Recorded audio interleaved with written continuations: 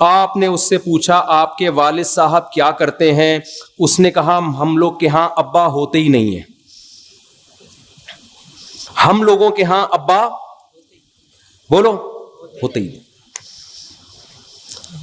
آپ نیو ناظم آباد کے جو چوکیدار ہے، جو بیچارہ وہ گن لے کے کھڑا ہوا ہے، آپ بندے کو گھسیٹ کے وہاں لے جاؤ گے، بولو گے دوبارہ یہ بندہ ہمیں ہمارے محلے میں نظر، ان کے ابا یہ ابا لیس ہے.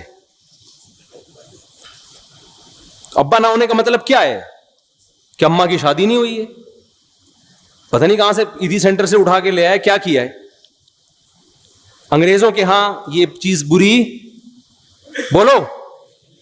بعض انگریزوں کے ابا ہوتے ہیں، بعض لوگوں کے ابا نہیں ہوتے، لیکن ان کے ہاں اس کو برا نہیں سمجھا جاتا. کیوں؟ اس لیے نہیں کہ انہوں نے 100 سال پہلے قانون سازی کی تھی عقل مندوں نے اور بیٹھ کے کہ یار ابا ہونا نہ ہونا کوئی اتنا بڑا مسئلہ نہیں ہے.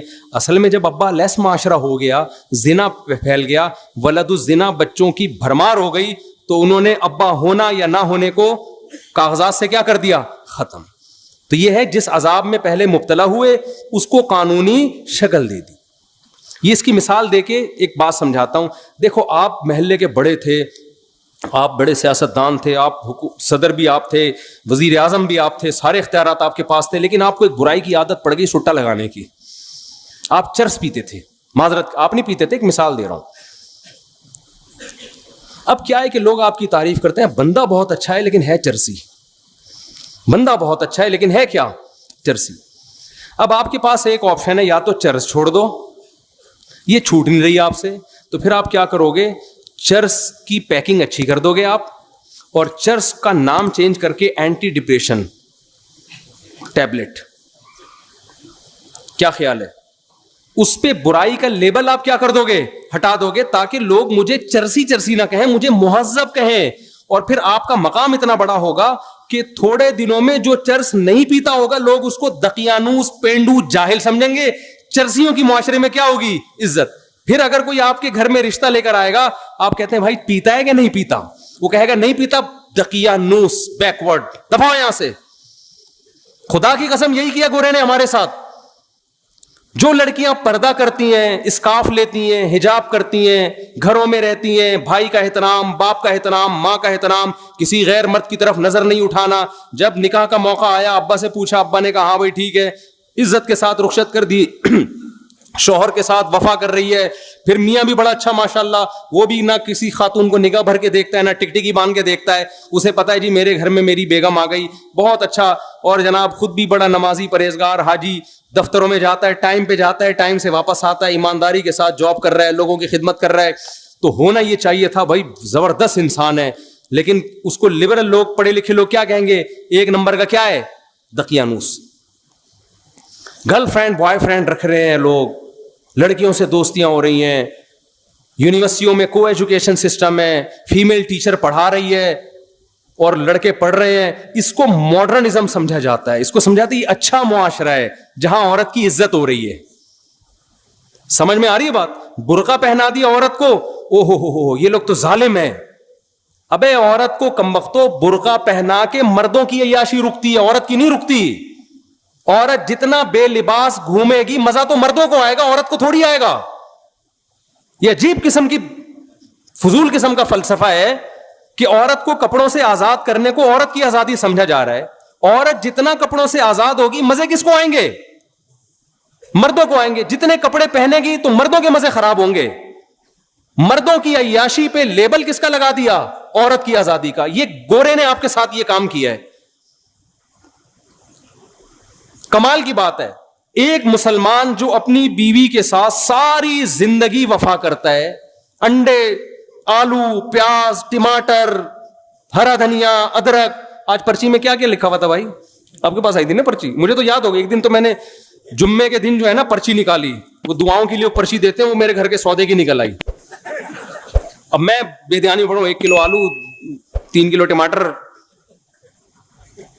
تو ہمارا تو سارا دن کام ہی یہی ہے. ایک مرد، مسلمان مرد جو گھر میں بیوی کو ساری زندگی کھلاتا ہے اور پھر بھی تانے سنتا ہے، کیا آپ سے ملا کیا مجھے؟ وہ پھر بھی اس کو سہتا ہے، اس کی اولاد کی ساری زندگی خرچے اٹھاتا ہے، بچے کی پیدائش کا خرچہ اس کے ذمے، بچیوں کی ٹینشن یہ لے رہا ہوتا ہے. اب تو دامادوں کو بھی پال رہا ہے, صحیح ہے نا, شادی ہونے کے بعد ساری ٹینشنیں ایک مرد اٹھا رہا ہے. اس کا بیوی سے صرف یہ مطالبہ ہے کہ میری مرضی کے بغیر گھر سے باہر مت نکلو. اس کو دقیانوس قرار دے دیا, بیکورڈ, عورتوں کے حقوق کا محافظ نہیں ہے یہ, عورتوں پہ پابندیاں لگائی ہوئی ہیں, بیڑیاں باندھ کے رکھا ہوا ہے. اور گورا جو کمبخت اپنے خرچے پہ, شکر ہے کمبخت کا انگلش میں ترجمہ نہیں ہے, ورنہ گورے بھی کچھ بیان سنتے ہیں نا, ان کو کیا پتا کمبخت کا کیا مطلب ہے. اگر آپ سے کوئی ٹرانسلیشن کروائے تو اس کو بولے قابل احترام. ہاں, کیونکہ بعض دفعہ گورے بھی سن رہے ہوتے ہیں, رپورٹیں آئی ہیں اس طرح کی.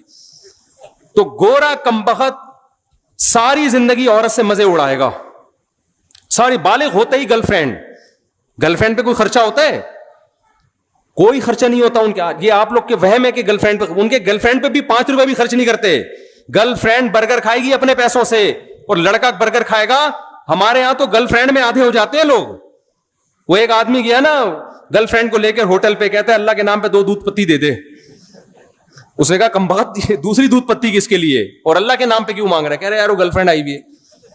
تو کہا کمبخت تو اتنا غریب ہے تو گرل فرینڈ کیوں رکھی ہوئی ہے تو نے؟ کہہ رہا رکھ کے غریب ہو گیا ہوں, پہلے نہیں تھا, اتنا خرچہ کیا اس کے اوپر. گرل فرینڈ پہ, بیوی پہ تو اس سے بھی زیادہ خرچے ہیں. اس کے تو ماموں جب آئیں گے تو ان کے لیے سموسے لے کر آؤ, اس کے پاپا آئے ہوئے ہیں تو ان کے لیے رول لے کر آؤ, اس کے چاچا آئے ہوئے ہیں تو اس کے لیے جلیبیاں لے کر آؤ, ان کو یہ پسند ہے, ان کو وہ پسند ہے. ایک طویل سلسلہ لا متناہی, نہ ختم ہونے والا سلسلہ. ان کو کیا کہہ دیا گورے نے؟ بیکورڈ, عورتوں کی زنجیریں باندھی ہوئی ہیں. اور گورا ساری زندگی عورت سے عیاشی کرتا ہے, مزے اڑاتا ہے, 1 روپے بھی اس پہ خرچ نہیں کرتا. اور اتفاق سے 50 سال میں جب وہ شادی کر بھی لیتا ہے تو آپ جا کے پوچھیں, ایک چائے کی پیالی اپنے خرچے پہ اپنی بیوی کو نہیں پلاتا وہ. تو اس بدماشی, یہ چرس ہے نا, یہ وہی ہے کہ چرسی تھے. نام کیا رکھ دیا؟ کیونکہ مہذب قوم ہے نا, گورے ہیں بھائی, مہذب ترقی یافتہ قوم ہے, چاند پہ قدم رکھا ہے, مریخ پہ جانے کی باتیں ہو رہی ہیں. وہ کیسے یہ کہہ دیں گے کہ ہم مہذب لوگ نہیں ہیں؟ وہ کیسے مان لیں؟ تو انہوں نے کیا کیا, تہذیب کی ڈیفینیشن کو کیا کر دیا؟ چینج. میں سمجھا پا رہا ہوں کہ نئی کھوپڑی میں آ رہی بات. انہوں نے تہذیب کی ڈیفینیشن کیا, کیونکہ یہ تانا کہ ہم ان کمبختوں کو, ہمارے جیسوں کو ہم کہیں یہ مہذب ہیں, ان کے ابا ہوتے ہیں, ان کے یہاں بیوی ہوتی ہے, ان کے ماموں ہوتے ہیں, ان کے چاچو ہوتے ہیں, ان کے سالے ہوتے ہیں, یہ مہذب ہیں. نا نا نا نا, مہذب تو ہم ہیں. ابے تم کہاں سے مہذب ہو گئے؟ تم تو شراب پیتے ہو, تم تو زنا کرتے ہو, تم تو عورت سے وفا نہیں کرتے, تم تو ابا کو اولڈ ہاؤس میں جمع کرا دیتے ہو. بڑھاپے میں تو جنت کمانے کا ٹائم ملا تھا تمہیں ان کی خدمت کرتے, تم اس وقت ابا کو اولڈ ہاؤس میں جمع کرا دیتے ہو. وہ کہتے ہیں اس سے کیا ہوتا ہے, اولڈ ہاؤس میں ان کی خدمت گورنمنٹ کرتی ہے, زیادہ اچھے طریقے سے پلتے ہیں وہ. اور اگر لڑکی راضی ہے تو ہم نے زنا کر لیا, تو زنا کیا ہے؟ یہ تو آپس کے ریلیشن ہے. انہوں نے تہذیب کی ڈیفینیشن کو کیا کر دیا؟ چینج. مذہب ہمیں اس ڈیفینیشن کو چینج کرنے بولو نہیں دیتا. مذہب کہتا ہے لا تقربوا الزنا. 2 قسمیں ہوتی ہیں, ایک جانور میں بھی ہے, کچھ جوڑے بنا کے رہتے ہیں اور کچھ گدھے گھوڑوں کی طرح رہتے ہیں. تم نے گدھے گھوڑے نہیں بننا, تم نے نکاح کر کے رہنا ہے. تو اللہ نے کیا کہا؟ پیدائش کا مقصد ہے اچھا بننا, اور اچھے کو ڈیفائن بھی اللہ نے خود کر دیا کہ اچھا وہ ہے جس کو میں اچھا کہوں گا. اللہ نے کہا سود مت کھاؤ, مزاربہ, شرکت, اجارہ کے طریقے پر پیسہ کما سکتے ہو, سود کے طریقے پر تمہیں پیسہ کمانے کی اجازت نہیں ہے. اللہ نے کہا کہ یہ تمہارا باپ ہے, اس کے سامنے تم نے اف کیا تو تم اللہ کی نظر میں برے لوگوں میں شامل ہو جاؤ گے. بدنظری کی اجازت نہیں ہے. تو یہ دوسرا فرق ہے. تیسرا فرق کیا ہے؟ یہ یعنی غیر مسلم میں اور ہم میں 2 فرق میں نے بتا دیے. تیسرا اور آخری فرق بتا کے اپنے بیان کو ختم کرتا ہوں. دیکھو تیسرا فرق کیا ہے. اسلام نے آپ کو رہبانیت کی اجازت نہیں دی ہے. آپ کہہ سکتے ہیں نا ہمارا ہدف جب آخرت ہے تو مفتی صاحب پھر ہم ڈاکٹر بننے کو چھوڑ دیتے ہیں, کیا خیال ہے؟ پھر ہم سائنٹسٹ بننے کی کوشش, بولو نا, نہیں, پھر ہم اللہ اللہ کرتے ہیں, بس بیٹھ جاتے ہیں مسجد میں مصلی ڈال کے. یہ نہیں ہے. لا رہبانیت فی الاسلام. نبی صلی اللہ علیہ وسلم کے پاس چند صحابہ آئے, انہیں ایک نے عرض کیا یا رسول اللہ میں ساری رات تہجد پڑھوں گا, کبھی آرام نہیں کروں گا. ایک نے کہا میں زندگی بھر کبھی نکاح نہیں کروں گا. ایک نے کہا میں گوشت نہیں کھاؤں گا. آپ نے کیا اس عمل کو رہبانیت قرار دیا اور فرمایا میں تو نکاح بھی کرتا ہوں, میں تو آرام بھی کرتا ہوں. من رغب عن سنتی فلیس منی, جو میرے طریقے سے ہٹے گا وہ مجھ سے نہیں ہے. لیبل وہ اچھا لگا رہا ہے لیکن اس کو اللہ اچھا نہیں کہے. آپ کو کوئی کام کرنے سے نہیں روکا. آپ نے جو ہدف بنانا ہے نا, آخرت ہدف ہے. لیبلوکم ایکم احسن عملا, کہ اللہ دیکھنا چاہتے ہیں اچھا عمل کون کر رہا ہے. تو اچھے کی ڈیفینیشن میں یہ قطعاً نہیں ہے کہ آپ ایجوکیشن چھوڑ دو, آپ ترقی کرنا چھوڑ دو. نا نا نا نا نا, اچھے کی ڈیفینیشن میں قرآن نے بیان کیا ومن اراد الآخرہ, جو بھی کام کرو آپ اس میں نیت کیا کرو, آخرت. یہی وجہ ہے کہ جب اسلام دنیا میں آیا تو سائنسدان بھی ہمارے ہی ہوتے تھے. جو دنیاوی علوم اور فنون ہے اس کے بانی بھی مسلمان ہیں. انہوں نے دنیا میں سائنس اور ٹیکنالوجی کو فروغ دیا ہے. میرا ایک یونیورسٹی میں بیان ہوا, میں نے وہاں حوالوں کے ساتھ گوروں کے حوالے دیے. انگریز یہ کہتا ہے کہ اگر اسلام دنیا میں نہ آتا اور مسلمان سائنٹسٹ پیدا نہ ہوتے تو آج ہم جس ترقی تک ہیں 8 سے 500 سال بعد یہاں پہنچتے. مسلمان سائنسدانوں نے 500 سال کا سفر انسانیت کا بچا لیا ہے. سمجھ میں آ رہی ہے بات کہ نہیں آ رہی ہے؟ ابھی بھی نہیں آ رہی تو مجھے غصہ آ رہا ہے. تو رہبانیت نہیں ہے کہ آپ سائنسدان بننا چھوڑ دیں, آپ تاجر بننا چھوڑ دیں. اگر اسلام یہ چاہتا آپ تجارت چھوڑ کے مسجدوں میں بیٹھ جاؤ تو قرآن یہ تھوڑی کہتا رجال اللہ تلہیہم تجارت ولا بیع عن ذکر اللہ. ہمارے کچھ نیک بندے ایسے ہیں, سورہ نور میں اللہ کہتے ہیں کہ تجارت اور خرید و فروخت ان کو نماز سے غافل نہیں کرتی, بلکہ اللہ یہ کہتے ہیں وہ تجارت کرتے ہی نہیں ہے. یہ کہتے ہیں نا اللہ. تو آپ نے کیا کرنا ہے, کیونکہ ہدف آخرت ہے تو اس آخرت کے ہدف کے لیے دنیا چھوڑنی نہیں ہے, بلکہ دنیا میں اپنی نیت کو کیا کرنا ہے, بولو نا صحیح. آپ ڈاکٹر بنو, صرف پیسہ برائے پیسہ یا لوگوں کی جیبیں خالی کرنا مقصد نہ ہو. اپنی قوم کو ترقی دلانا, اپنے ملک کو ترقی دلانا, انسانیت کی خدمت کرنا. قرآن کہتا ہے جس نے ایک انسان کی جان بچائی ایسے جیسے تمام انسانیت کو بچا لیا. تو ڈاکٹر بن کے آپ ہزاروں انسانوں کی جان بچانے کا ذریعہ بنو گے کہ نہیں بنو گے؟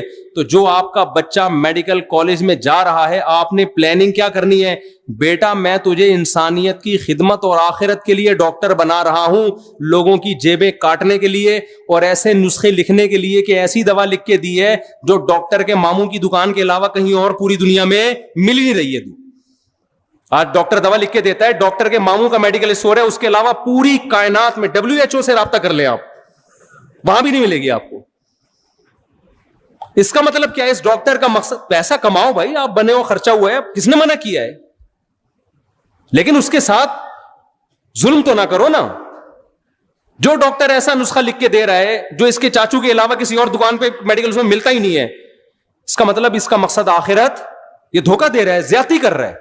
ایک دوا مہنگی ہے, وہی فارمولے میں دوا سستی بھی مل رہی ہے, لیکن اس کمپنی نے آپ کو گفٹ دیے ہوئے ڈاکٹروں کو. ایسا ہوتا ہے کہ نہیں ہوتا؟ تو ڈاکٹر جان بوجھ کر وہی فارمولا, وہی نسخہ مہنگی کمپنی والا لکھ کے دے رہا ہوتا ہے. تو اسلام نے آپ کو منع نہیں کیا, جس فیلڈ میں ہو اسی میں خدا کو تلاش کرنا ہے, لیکن وہ فیلڈ حلال ہونی چاہیے, حرام نہیں, کیونکہ حرام میں خدا ملتا نہیں ہے. آپ کو فنکار بننے کی اجازت نہیں ہے, گلوکار بننے کی اجازت نہیں ہے, فلم انڈسٹری میں جانے کی اجازت نہیں ہے, آپ کو تاجر بنے لیکن چرس بیچنے کی اجازت نہیں ہے, شراب کا بزنس کرنے کی اجازت نہیں ہے. یہ تیسرا فرق ہے ان لوگوں میں جو اسلام کو مانتے ہیں اور جو اسلام کو نہیں مانتے. گورا جب دنیا کا کوئی کام کرتا ہے اس کے سامنے آخرت نہیں ہوتی, مسلمان جب کوئی کام کرتا ہے اس کے سامنے آخرت ہوتی ہے. گورا جب کوئی کام کرتا ہے تو یہ دیکھتا ہے کہ لا کیا ہے, لیگل ہے یا انلیگل ہے. مسلمان جب کوئی کام کرتا ہے تو لیگل انلیگل سے پہلے وہ یہ دیکھتا ہے کہ حلال ہے یا حرام ہے. تو یہ 3 کام اگر آپ نے کر لیے تو میرے بھائی پھر اللہ نے آخرت میں ہمارے لیے خوشخبریاں رکھی ہیں. اور آخری اور سچی مچی کی آخری بات, آپ کہیں گے آخری کر کے پھر 1 گھنٹہ کھینچ دیا, سچی مچی کی آخری بات, بالکل سچی مچی کی, کیونکہ ماشاءاللہ اتنے لوگ اکٹھے ہوئے پھر کہاں پکڑائی میں آتے ہیں اتنے آرام سے لوگ. دیکھو ہر پیغمبر نے اپنی قوم میں جا کے اس گناہ کو ہائی لائٹ کیا ہے اور اس پہ رد کیا ہے جو اس قوم میں بہت زیادہ رائج ہو گیا. شعیب علیہ السلام نے اپنی قوم کو کیا سمجھایا؟ ناپ تول میں کمی مت کرو. اس سے پتہ چلتا ہے اس قوم میں سب سے بڑا جرم شرک کے بعد کیا تھا؟ ناپ تول میں کمی. لوط علیہ السلام نے اپنی قوم کو ناپ تول میں کمی کا کچھ نہیں کہا. اس سے لگتا ہے کہ وہ ایسا نہیں کرتے تھے. ان میں لڑکوں سے بدفعلی عام تھی. لوط علیہ السلام کی پوری دعوت اس پر تھی کہ تم ان عورتوں سے نکاح کیوں نہیں کرتے, لڑکوں سے بدفعلی کیوں کرتے ہو, یہ اتنی بدترین بے حیائی کا ارتکاب کیوں کرتے ہو؟ وَتَذَرُونَ مَا خَلَقَ لَكُمْ رَبُّكُمْ, جس خدا نے تمہارے لیے جس کو بنایا ہے اس کو چھوڑ کر کسی اور جنس کے پیچھے کیوں لگے ہوئے ہو؟ تو ہر پیغمبر نے اس جرم کو زیادہ فوکس کیا ہے جو اس قوم میں رائج تھا.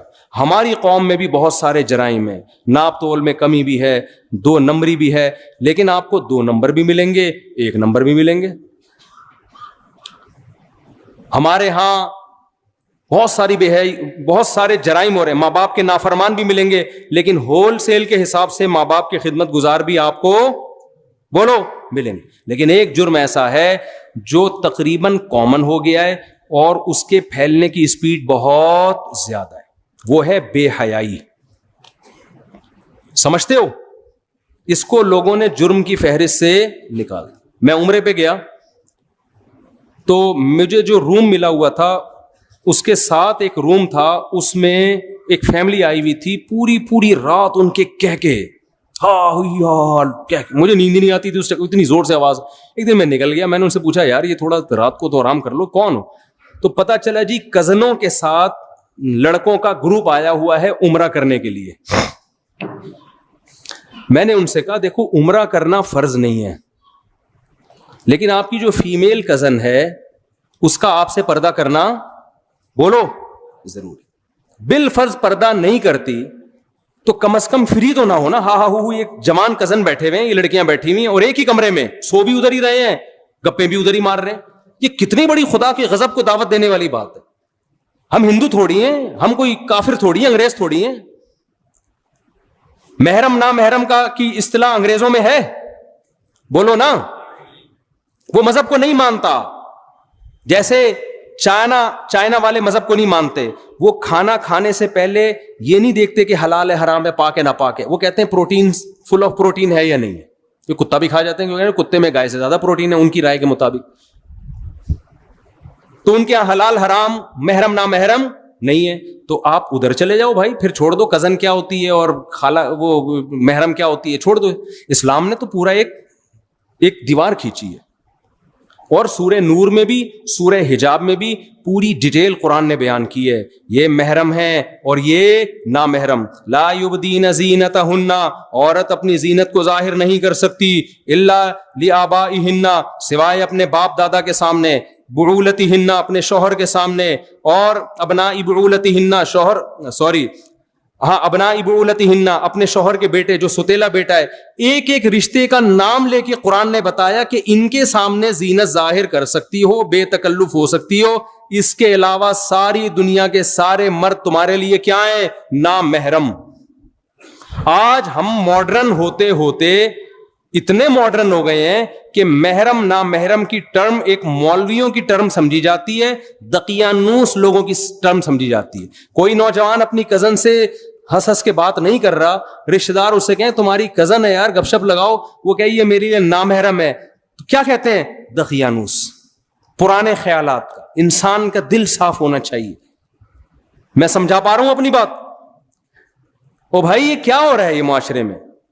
خدا نہیں چھوڑے گا, دنیا کچھ نہیں, دنیا تو آپ کی اور عزت کرے گی, بڑا لبرل ہے, بڑا ماڈرن ہے, بڑا ماڈرن ہے, خدا نہیں چھوڑے گا. یہ یاد رکھو. یہ جو اللہ بھینس کے دودھ پلا رہا ہے نا ہمیں, سوکھے چارے کھلا کھلا کے بیچ سے خربوزے نکال رہا ہے, اس کا اللہ ہم سے قیمت لے گا. پوری قیمت نہیں, صرف اتنی کہ تم نے شکر ادا کیا. کہ پوری قیمت تو کوئی بھی نہیں دے سکتا. اللہ اتنا پوچھے گا کہ خربوزے کھا کے اور میری نعمتیں صبح شام کباب پراٹھے کھا کے, کم وقتو میں نے تمہیں یہ بتایا تھا کہ یہ محرم ہے یہ نامحرم ہے, یہ فرق تم نے کیا کہ نہیں کیا. اگر آپ لبرل بن رہے ہو, خدا کو آپ کے اسلام کی کوئی ضرورت نہیں ہے. تو مجھے بڑا تعجب ہوا کہ یار اب عمرے جیسے مبارک سفر میں بھی یہ ہو رہا ہے. کزنیں ہاں وہ پوری رات کہہ کے لگ رہے ہیں ایک کمرے میں. تو میں نے ان سے کہا, میں نے کہا اول تو کزن کو چاہیے اپنے میل کزن سے پردہ کرے. پردہ نہیں کرتی, بے تکلف تو نہ ہو نا.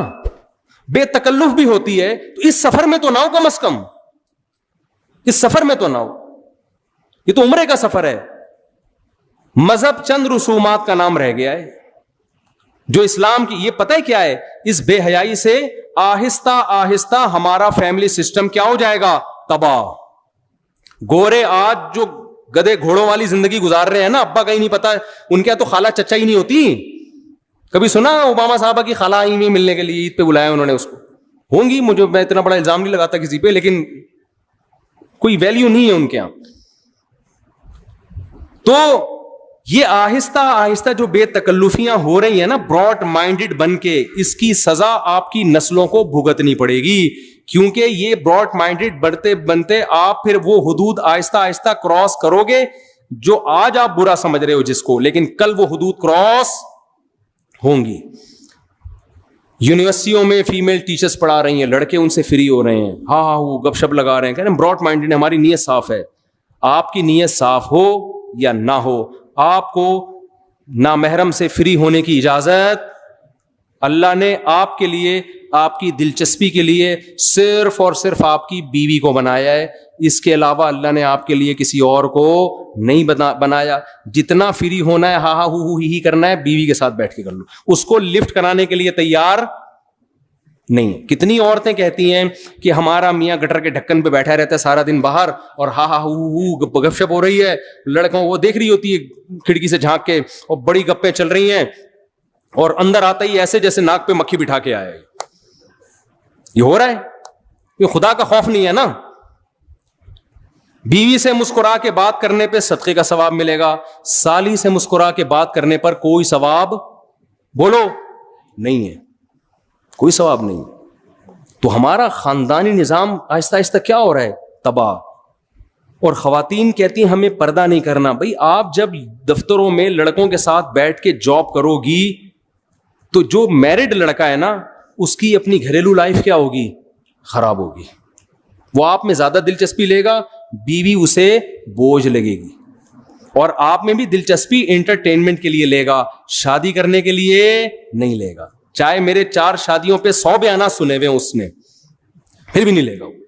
وہ بیان سن کے انجوائے کرے گا, باقی کہے گا چھوڑو یار, ایک کی ٹینشن اتنی ہے کہ روزانہ آلو پیاز ٹماٹر لانے پڑتے ہیں, تو پھر 4 دفعہ لانے پڑیں گے. تو اللہ نے عورت کو پابند کیا کہ وہ پردہ کرے, اور مرد کو پابند کیا کہ وہ نامحرم سے فری بولو مت. تو یونیورسٹیوں میں جو طلبہ ہیں, اسٹوڈنٹس پڑھتے ہیں, کو ایجوکیشن سسٹم ہے, اس کو ختم کرنا ہمارے کنٹرول میں نہیں ہے. میں تو کے پی کے جب بھی جاتا ہوں نا, پشاور اور کاغان, ناران, ان علاقوں میں کہتا ہوں خدا کا واسطہ اپنی نسلوں کی حفاظت کرو, کو ایجوکیشن سسٹم اپنے کلچر میں نہ آنے دو. اتنے کیسز ہیں کو ایجوکیشن سسٹم کی تباہی بربادی. ماں باپ یہ سمجھ رہے ہوتے ہیں ہماری بچی اتنی نیک صالح, اس کو نہیں پتا کہ وہ پروفیسروں اس کو غلط استعمال کر رہے ہیں. ایسے کیسز آئے ہیں, 20 سال کی لڑکی 45 سال کا پروفیسر 1 سال سے اس کے ساتھ بدکاری کر رہا ہے, اور لڑکی ایسے گھر کی کہ باپ سمجھ رہا ہے اس سے زیادہ, میری بیٹی سے زیادہ نیک کوئی ہو نہیں سکتا. یہ کیسز ہیں. تو بیوقوف بنانا لڑکیوں کو کوئی مشکل کام نہیں ہے. ہو سکتا ہے اس نے چھپ کے نکاح کر کے کر رہا ہو, لیکن یہ بھی تو غلط ہے نا.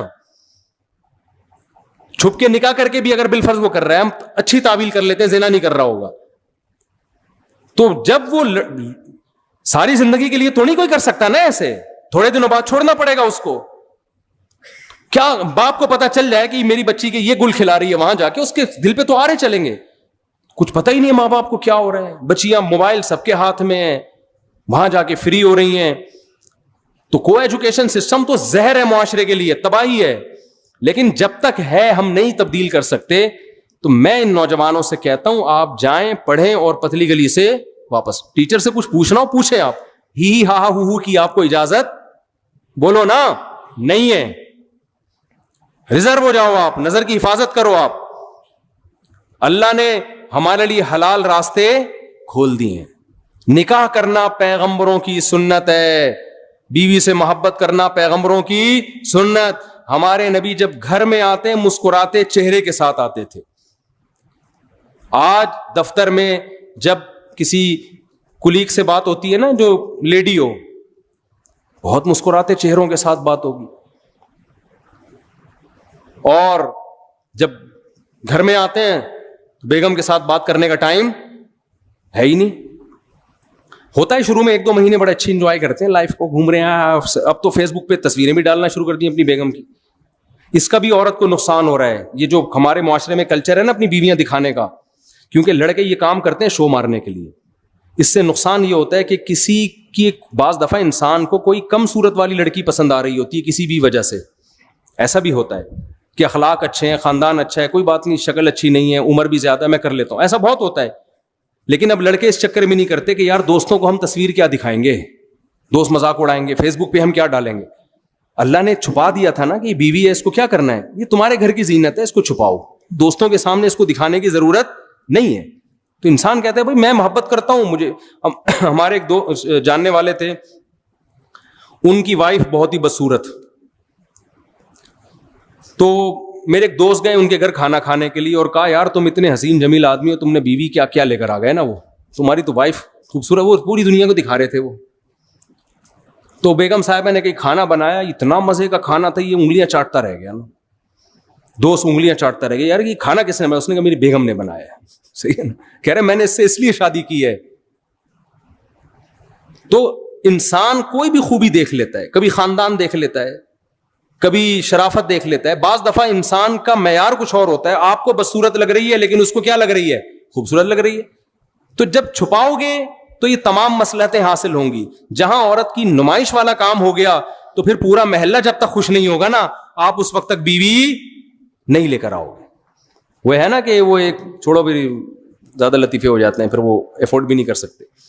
تو ہمارے معاشرے کا جو سب سے بڑا المیہ ہے وہ کیا ہے, بے حیائی. انٹرنیٹ پر فحش فلمیں, لڑکیوں سے چیٹنگ, لڑکیوں سے باتیں, یونیورسٹیوں میں گرل فرینڈ, یہ کلچر اتنا عام ہو گیا ہے.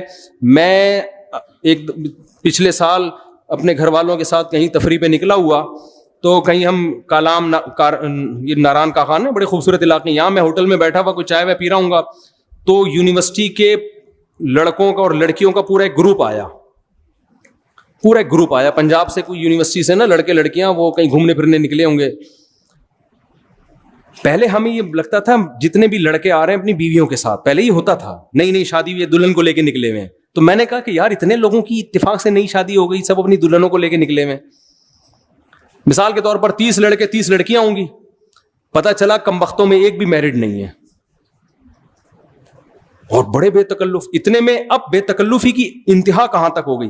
میرے پاس ایک نوجوان آیا کہ میری گرل فرینڈ نے کہا ہے کہ مفتی صاحب کے ساتھ اپنی ایک سیلفی لے کر آؤ. وہ ان کی گرل فرینڈ کہیں میرا بیان سنتی ہو کہ مفتی صاحب کے ساتھ اپنی ایک یادگار سیلفی لے کر آؤ.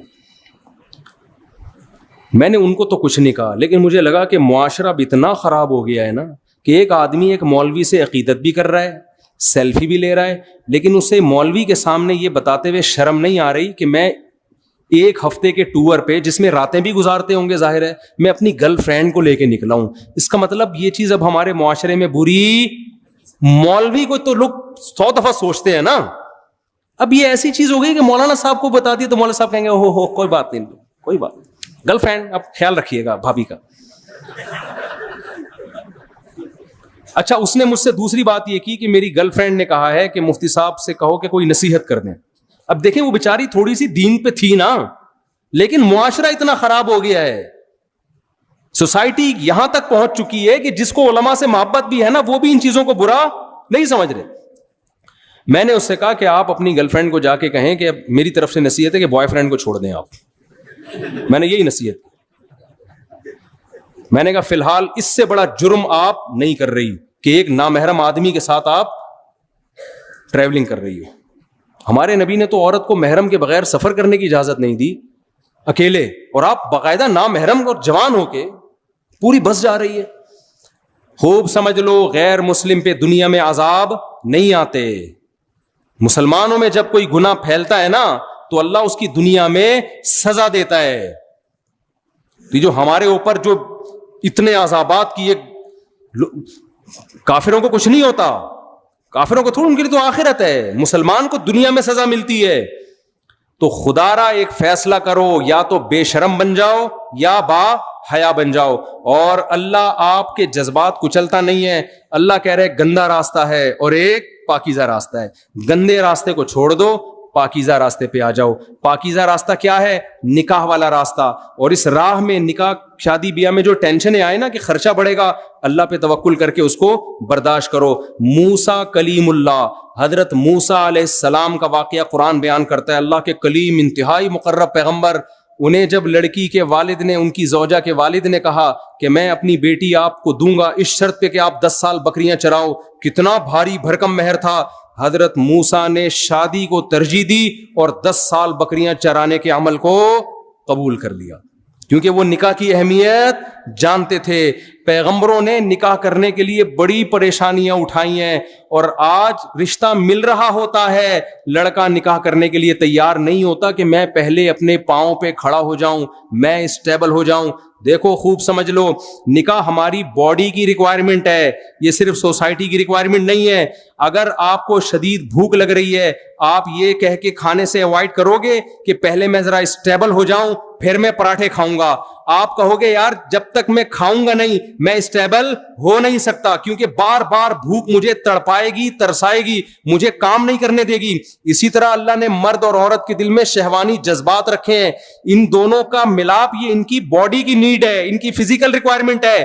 یہ ریکوائرمنٹ جب تک پوری نہیں ہوگی آپ دنیا میں کوئی کام ڈھنگ سے نہیں کر سکتے. آپ آنکھ مٹکوں میں اور فحش فلموں میں ہی لگے رہو گے، اپنا ٹائم ان چیزوں میں ضائع کرو گے. تو نکاح اسٹیبل ہونے کے لیے ہوتا ہے، اسٹیبل ہونے کے بعد نہیں ہوتا. سمجھ میں آ رہی ہے کہ نہیں آ رہی ہے؟ آ رہی ہے تو عمل کر لو، نہیں آ رہی ہے تو جیسے چل رہے ہو چلتے رہو، گزارو، زندگی گزر جائے گی، مر جاؤ گے بغیر کسی پلاننگ کے. سمجھ رہے ہو؟ پھر جب قبر میں اللہ پوچھے گا نا مر ربو کا، کچھ تو کہیں گے میں فری تھنکر ہوں، اور کچھ جواب دے دیں گے ہاں جی اللہ کو مانتے ہیں. تو پھر اللہ کہے گا تو اللہ نے تو یہ کہا تھا، یہ کیوں نہیں کیا؟ تو آپ کہیں گے بھائی میں اسٹیبل ہو رہا تھا. وہ مولانا عباد اللہ صاحب ہے نا تبلیغ جماعت کے، بڑا پیارا ملفوظ ان کا، وہ کہتے ہیں لوگ کہتے ہیں پہلے سیٹ ہو جائیں پھر ہم دین پہ آئیں گے، پہلے سیٹ ہو جائیں نا، پہلے سیٹ ہو جائیں. تو انہوں نے کہا سیٹ آدمی جب ہی ہوتا ہے جب قبر میں جاتا ہے. جب قبر میں چلا جاتا ہے اس کو لٹاتے ہیں قبلے کی طرف، کہتے ہیں اب سیٹ ہے. اب کیا ہے؟ اب سیٹ. تو پورا سیٹ وہیں جا کے ہوگا، اس سے پہلے تو پھدکتا رہتا ہے، یہ کر لو وہ کر لو، کبھی بھی اسٹیبل نہیں ہوتا. تو یہ سارے کام بغیر اسٹیبل ہوئے. روز جب بھوک لگ رہی ہے تو آدمی کہتا ہے پہلے اسٹیبل ہو جاؤں. ایکچولی ابے بھائی کھا لے یار، اس کے بعد سوچنا، مانگ کے کھا لے اگر تیرے پاس پیسے نہیں ہیں، بعد میں پیسے دے دینا اس کو، یہی ہوتا ہے نا. تو اسی طرح یہ نکاح آپ کی باڈی کی ریکوائرمنٹ ہے. وہ بھائی پہلے اس ریکوائرمنٹ کو پورا کرو. ہر مرد جب بالغ ہوتا ہے اس کو بیوی چاہیے اور عورت کچھ اور چاہیے. تو یہ ہماری باڈی کی نیڈ ہے، اس کو پورا کرو. اس کے بعد پڑھائی بھی جاری رکھو، پڑھتے بھی رہو. کوئی نہیں، یہ گورے تھوڑی ہیں یار ہم، ورنہ یہی ہو جائے گا، بچے پیدا ہوں گے اور تمبو لگا رہے ہوں گے ابا اماں کی شادی میں. تو فیصلہ کرو ہم ادھر ہیں یا ادھر ہیں. اللہ تعالی ہمیں سمجھنے کی، عمل کی توفیق عطا فرمائے.